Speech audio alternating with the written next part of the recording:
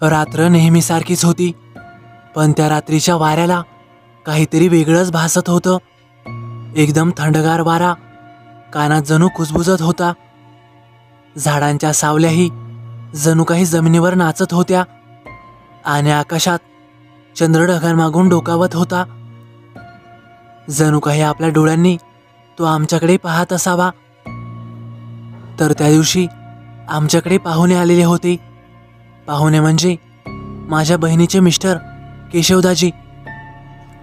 केशवदाजींना मटणाचा फार शौक. त्यांना पाहुणचार म्हणून पोळ्यांऐवजी नळ्या लागायच्या.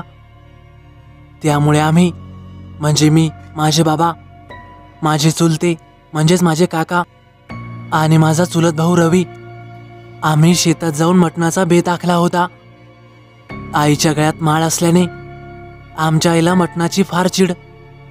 त्यामुळे आम्ही कधीही मटण खायचं झालं तर बाहेरच खाऊन यायचो.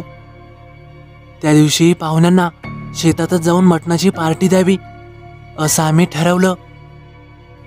केशवदाजी थोडे हटकेच माणूस होते, गावाबाहेरचे, पण आमचं घर त्यांचं आवडतं ठिकाण होतं. कायम गावातले किस्से सांगणारे. रात्री शेकोटीजवळ बसून गोष्टी सांगायला त्यांना भारी आवडायचं. तर वेळ संध्याकाळची होती. आम्ही 5 जण निघालो. हातात कंदील, हंडे, मसाले आणि 2 किलो मटण घेऊन. आमचं शेत तसं गावापासून जवळच होतं, सुमारे 1-2 किलोमीटर अंतरावर. वाटेत कडेकडेने शेवग्याची, वडाची आणि एका बाजूला जुनी झाडी होती. तिकडून वारा आला की पानांचा आवाज असा वाटायचा जणू कोणीतरी हलक्या पावलाने मागून चालतंय की काय. अरे रवी, मागं बघ बरं, कोणी येतंय का आपल्या मागं? मी हसतच म्हणालो, पण मनात हलकासा थरकाप गेला. अरे काही नाही रे, त्या झाडावरच्या पानांचा आवाज आहे, रवी हळूवार म्हणाला. पण त्याचाही चेहरा थोडा गंभीरच दिसत होता. थोड्या वेळाने आम्ही शेतात पोहोचलो. चंद्र वर आला होता. शेताच्या कडेला एक जुनं वडाचं झाड होतं, भलं मोठं, पण अंधारात त्याच्या फांद्या एखाद्या राक्षसासारख्याच भासायच्या. त्या झाडाखाली आम्ही चूल पेटवायचं ठरवलं. बाबा आणि काका कामाला लागले. थोडीफार लाकडं आणली, हंडा ठेवला आणि मसाला तयार करू लागले. मी आणि रवी चुलीसाठी थोडं कुटार आणत होतो, जेणेकरून वाऱ्याने चूल विझू नाही. वाऱ्याची झुळूक आता थंड झाली होती आणि अचानक दूरवर कुठल्या तरी कुत्र्याच्या बेसूर रडण्याचा आवाज आला. केशवदाजी हसले. काय रे पोरो, घाबरले की काय? अरे फक्त कुत्रा असेल, एवढं काय घाबरताय? अरे हो, पण या शेताच्या मागच्या झुडपात आधी एकदा एक विचित्र गोष्ट घडली होती, माहीत आहे का तुम्हाला? मी आणि रवी लगेच त्यांच्याकडे पाहिलं आणि मी जरा घाबरतच विचारलं, काय काय झालं होतं दाजी? त्यावर ते म्हणाले, अरे काही नाही, शांत बस, आधीच चूल पेटव, नंतर सांगतो तुम्हाला काय झालं होतं ते.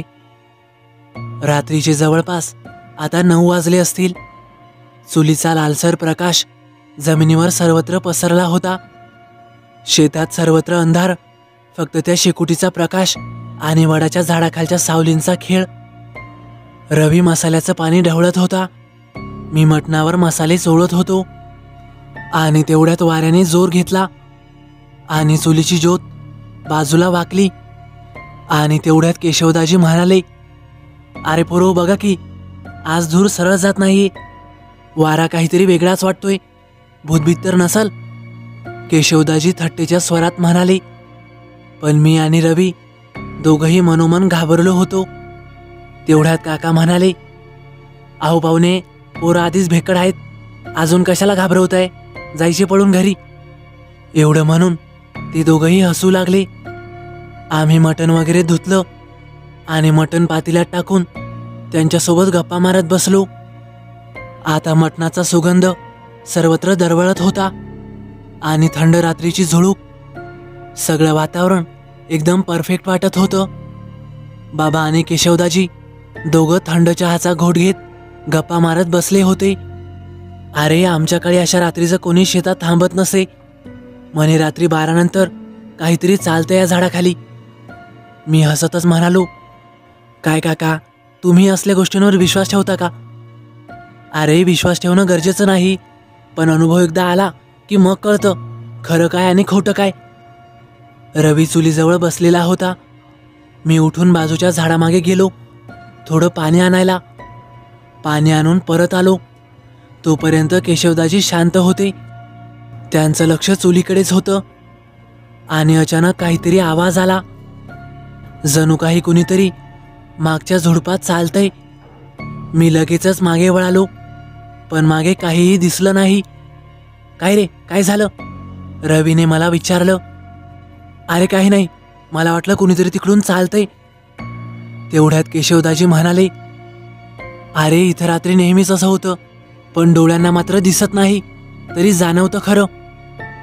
त्या क्षणी माझ्या अंगावर काटा आला. वातावरणही जरा गहिरं झालं. रात्रीचा वारा जड झाला आणि कधीतरी शांत असलेली शेतीही काहीशी कुजबुजत होती. रवी पातेला ढवळण्यासाठी उठला. त्याने झाकण बाजूला केलं आणि मोठ्याने ओरडला, अरे मटण कुठे गेलं? सगळे थबकले. मी धावतच गेलो. पातेल्यात डोकावलं आणि खरोखर पातेलं एकदम गरम होतं, पण आतमध्ये एकही तुकडा नव्हता. मसाल्याचं पाणी उकळत होतं, पण आतमधलं मटण मात्र चक्क गायब झालं होतं. अरे हे काय झालं? बाबा मोठ्याने ओरडले. कोणी मस्करी केली का? काका इकडे तिकडे पाहू लागले. तेवढ्यात मी दाजींना म्हणालो, दाजी तुम्हालाच लय मस्करी करायची सवय आहे, तुम्हीच केलंय वाटतं. सांगा पटकन, कुठे लपवलंय मटण? दाजींचा चेहरा आता पांढरा फटक पडला होता. अरे मी काहीच नाही केलं, मी तर इथनं उठलो पण नाही. तेवढ्यात रवी म्हणाला, अरे पण चूल तर कायम पेटत होती आणि जवळ तर कुणीच नाही आलं. मी हळूवार झाडाकडे पाहिलं. त्या झाडाच्या फांद्या आता जणू वाऱ्याने नव्हे तर कुणाच्या तरी श्वासाने हलतायत असं मला वाटून गेलं. केशवदाजी हळूवार म्हणाले, आयला मी तर मस्करी करत होतो, खरंच भूतभीत आलं का काय? त्यांचा आवाज एकदम थंड पण खात्रीने भरलेला होता. आमच्या पाचही जणांच्या अंगावर आता काटा आला. रात्रीचा वारा अचानक थांबला आणि फक्त चुलीच्या ज्वाळा तडतडत होत्या. जणू काही कुणाच्या डोळ्यात लाल सूर्य चमकत असावा. पातेल्यातलं मटण गायब झालं होतं. सर्वजण स्तब्ध होते. चुलीतला धूर वर जात होता, पण पातेल्यात मात्र मसाल्याचं पाणी सोडलं तर दुसरं काहीच नव्हतं. मसाल्यांचा वास अजूनही हवेत दरवळत होता, तरी मटणाचा एक तुकडाही शिल्लक नव्हता. सर्वजण बाजीवर बसले. हे कसं काय शक्य आहे? बाबा हळू आवाजात म्हणाले. काकांनी पातेल्याभोवती पाहिलं. अरे इकडे तर पायांचे ठसे पण नाहीत. जर कुणी आलं असतं तर मातीवर खुणा तरी दिसल्या असत्या ना. केशवदाजी फक्त चुलीकडेच बघत होते. त्यांच्या डोळ्यात काहीतरी वेगळंच होतं. मी आणि रवी दोघंही बाजूला गेलो. अरे मला वाटतंय काहीतरी गडबड आहे. हा दिसतोय तेवढा साधा प्रकार नाही. चल शोधूया, कदाचित कुत्रा किंवा कोल्हा घेऊन गेला असेल, रवी मला म्हणाला. पण त्याच्या आवाजातही खात्री नव्हती. आम्ही पाचही जण कंदील घेऊन इकडे तिकडे शोधायला लागलो. वाऱ्याने जोर पकडला होता. झाडझुडपही हलत होती आणि त्या सगळ्यांच्या मध्येच एक वेगळाच थंड गारवा पसरला होता. आमच्या अंगावर सरसरून काटे येऊ लागले. तेवढ्यात बाबा म्हणाले, अरे चुलीजवळ बघा, काहीतरी चिन्ह दिसतंय का? त्यावर काका म्हणाले, अरे दादा काय बी नाही. आम्ही शेताच्या दुसऱ्या बाजूला गेलो, पण तिथं फक्त गवत आणि माती होती. ठसा वगैरे काहीच नाही. आणि तेवढ्यात अचानक माझं लक्ष चुलीच्या दिशेने गेलं. ज्योत हलत होती आणि त्या चुलीच्या प्रकाशात समोर जणू कुणीतरी बसलेलं दिसत होतं. मी हळू आवाजात म्हणालो, अहो बाबा, चुलीकडे कुणीतरी बसलेलं दिसतंय. सगळ्यांनी चुलीच्या दिशेने पाहिलं. तेव्हा सगळ्यांचा जीव भांड्यात पडला. चुलीजवळ एक म्हातारा बसलेला होता. तो कधी आला, कसा आला, कोणालाच काही कळलं नव्हतं. त्याच्या अंगावरचं फाटकं धोतर धुळीने माखलेलं, पाठीवर जुनी चादर ओढलेली आणि त्याचं डोकं खाली होतं. चुलीचा प्रकाश त्याच्या चेहऱ्यावर पडल्यानं त्याचा सुरकुतलेला हात आणि काळे पडलेले पाय दिसत होते. त्या भयानक वातावरणात ते दृश्य अंगावर काटा आणणारं होतं. केशवदाजीच्या हातातून कंदील थरथरला. अरे, कोण आहे तिकडं? तेवढ्यात बाबांनी आवाज दिला, कोण आहे रे तिकडं? तो म्हातारा काहीही बोलला नाही, फक्त एकटक चुलीकडेच बघत होता. जणू काही तो उरलेल्या मसाल्याच्या पाण्याकडेच ताव मारून बघतोय. बाबा आणि काका दोघेही सावधपणे पुढे गेले. मी त्यांना म्हणालो, अहो जरा सांभाळून. बाबा आणि काका दोघं त्याच्याजवळ जाऊन पोहोचले.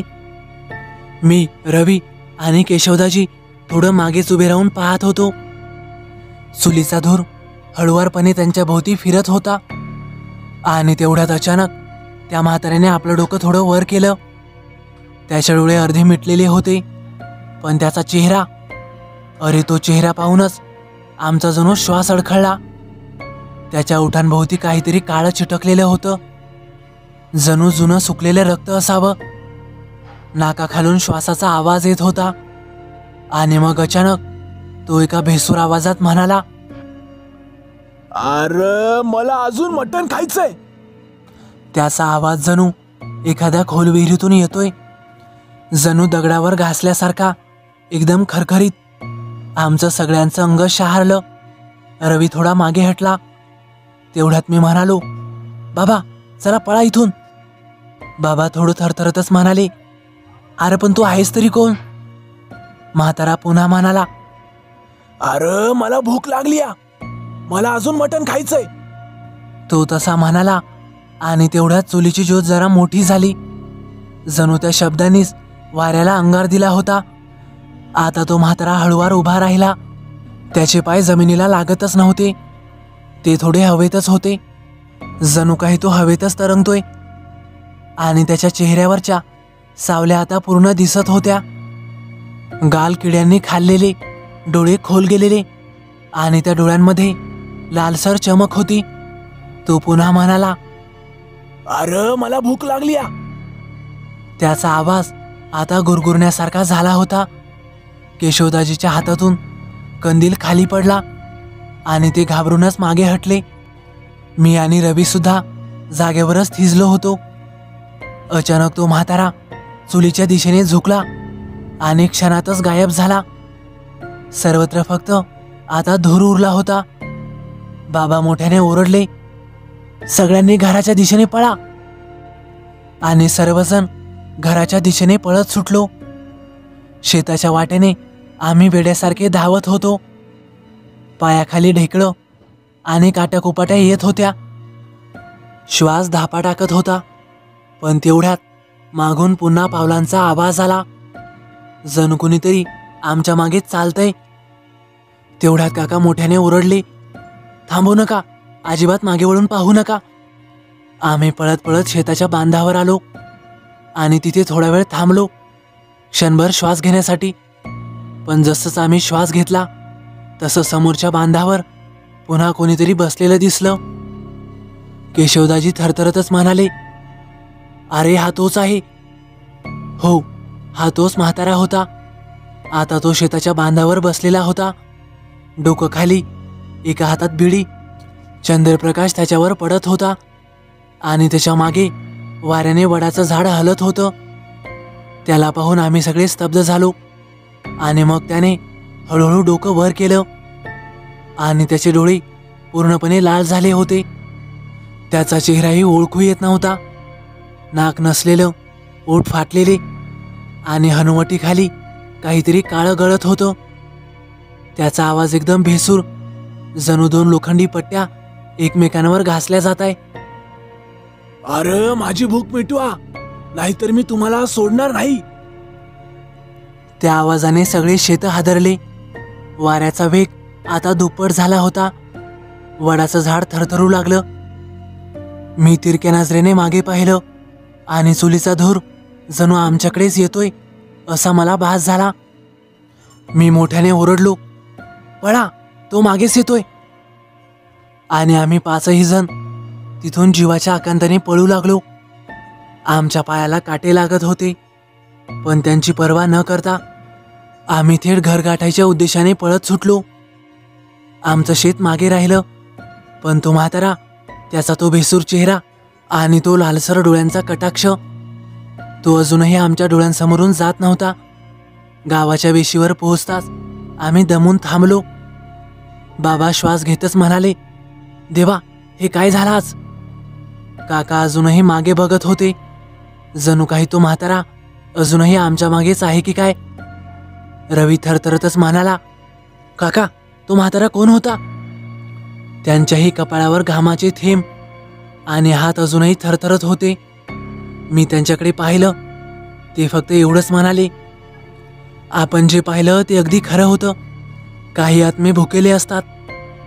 मी माझ्या बाबांकडून ऐकलं होतं की आपल्या शेतात एका गड्याने आत्महत्या केली होती आणि रात्रीच्या वेळी जागलीवर तो अनेक लोकांना दिसलाय. त्याच्यामुळेच तर आपल्या शेतात जागलीसाठी कुणीही जात नाही. गावात पोहोचल्यावर आम्ही थेट घरात शिरलो. आई दारातच उभी होती, चेहऱ्यावर चिंता. अहो, कुठे होता आणि एवढा उशीर कस काय लागला? आणि तुमची ही अवस्था कशी काय झाली? बाबा काहीही बोलले नाहीत, फक्त एवढंच म्हणाले, आधी सर्वांना आत येऊ दे. आणि रवी आणि गणाचे कान फूक. आम्ही सर्वजण आतमध्ये आलो आणि हळूहळू सगळी गोष्ट घरच्यांना सांगितली. पातेल्यातलं मटण गायब झालं. तो म्हातारा दिसला, त्याचा तो भेसूर आवाज आणि त्याचे ते लालभडक डोळे. सगळं ऐकून आईच्या अंगावर शहारे आले. तेवढ्यात आतल्या खोलीतून आजोबा बाहेर आले आणि ते हलक्या आवाजात म्हणाले, अरे तुला अक्कल आहे का? त्या वडाच्या झाडाखाली किती पिढ्यानपिढ्या चालत आलेलं भूत आहे आणि तुला वशाट करायला तीच जागा भेटली होय? आजोबांचा चेहरा गंभीर झाला. मी थरथरतच आजोबांना विचारलं, आजोबा, तो माणूस नक्की कोण आहे आणि आपल्या शिवारात काय करतोय? त्यावर आजोबा म्हणाले, अरे ही खूप जुनी गोष्ट आहे. माझ्या आज्याच्या काळची. तेव्हा आपल्या शिवारात एक गडी राहायचा, महादू. एकदा त्याचं घरी भांडण झालं आणि त्यानं त्या वडाच्या झाडाखाली फाशी घेतली आणि आत्महत्या केली. तेव्हापासून तो आपल्या शेतात राहतोय. आतापर्यंत त्यानं कोणाला बी नुकसान केलं नाही. तुझ्या बापाला सर्व माहीतच आहे की, तरी त्याच झाडाखाली मटण खायची काही गरज होती का? त्यावर बाबा म्हणाले, अहो बाबा, मी तर विसरलोच होतो. त्यावर आजोबा पुन्हा म्हणाले, आता येता अमावस्येला किलोभर मटण नेऊन टाक तिथं, नाहीतर तो काही तुमचा पिछा सोडणार नाही. 2-3 दिवसांमध्येच अमावस्या होती. बाबांनी दिवसात जाऊन तिथे किलोभर मटण टाकून आले. दुसऱ्या दिवशी आम्ही शेतात जाऊन पाहिलं तर तिथे मटण शिल्लक नव्हतं. फक्त मटणाची काळी पिशवी बाजूला पडलेली होती. तेव्हापासून मात्र आम्ही रात्रीचं शेतात जाणं टाळतोच आणि मटणाचा तर विषय सोडा. आम्ही हॉटेलीत जाऊन खातो, पण कधीही शेतात जाऊन खात नाही. तर मित्रांनो, कसा वाटला तुम्हाला अनुभव? आवडल्यास नक्की लाईक करा, कमेंट करायला विसरू नका. आणि हो, आपल्या चॅनलला आतापर्यंत सबस्क्राईब केलं नसेल तर नक्की सबस्क्राईब करा आणि बाजूला येणाऱ्या बेल आयकॉनलाही नक्की दाबा, जेणेकरून भविष्यात येणारे व्हिडिओज मी आपल्यापर्यंत पोहोचवू शकेन. तर चला मग भेटूया उद्या एका नवीन कथेसह. धन्यवाद.